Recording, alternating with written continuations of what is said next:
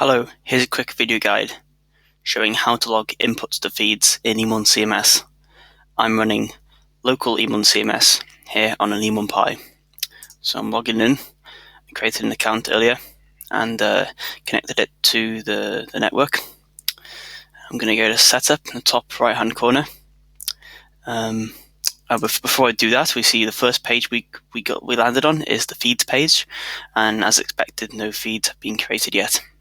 So we're going to go to the inputs page. You get a setup, top right corner, and then inputs. And this shows the inputs coming in from the emonPi itself. And I've also got some other emonTh temperature and humidity nodes present here in the lab, and the emonPi has automatically picked up a signal from them, detected them, and posted them to the inputs here. Behind the scenes, this is done via MQTT, which you can connect to if needed. So here we're going to open up the emonPi node, and this is all the data coming from the emonPi, and these names should be self-explanatory. They're not always in order, as you can see here, but temperature 1 to 6, power 1 and 2, pulse count.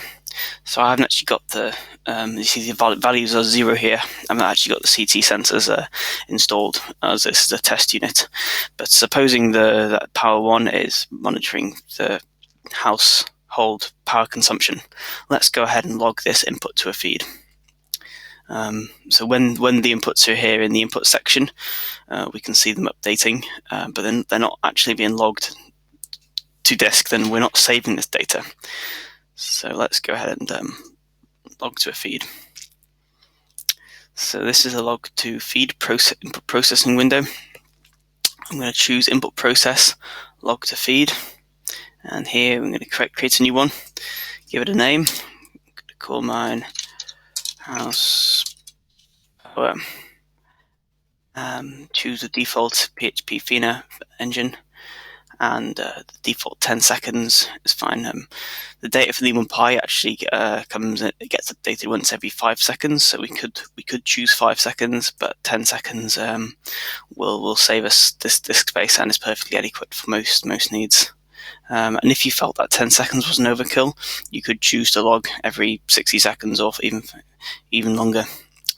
So 10 seconds is good for power data. So okay, so we hit add, and that's added that input process. Next thing to add for power data, it's important to add a power to kilowatt hour process. So this converts the instantaneous power reading to a kilowatt hour, an ever incrementing kilowatt hour value. So I'm going to call this house power kilowatt hour, and again choose a 10-second interval. And it's important to check that the power to kilowatt hour process is checked there. And if you are interested in looking at the other input processes, if you click on an input process such as watt-hour accumulator we use for pulse counting, or some sort of scalars, the description for each input process is given there. Okay, so we want power to kilowatt hour, house kilowatt hour, add. You can see the two input processes there, and when we're happy with that, we can save the changes and close. And on the inputs page, we can see log to feed, the power and the kilowatt hour. So let's assuming we have a temperature sensor connected to T1 emonPi. So let's also log that temperature sensor. So we want log to feed, create new, and call it living room temp. I'm going to choose 60 seconds for this because that's perfectly adequate for monitoring the temperature in my living room. Again, save the changes and close.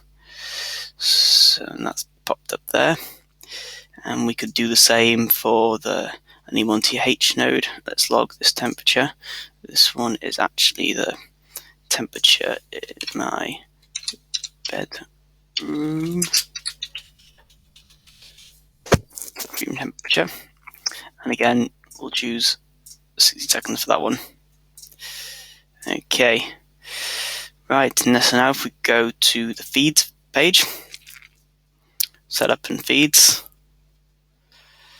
we can now see the feeds appearing here, and this data here is being logged to disk,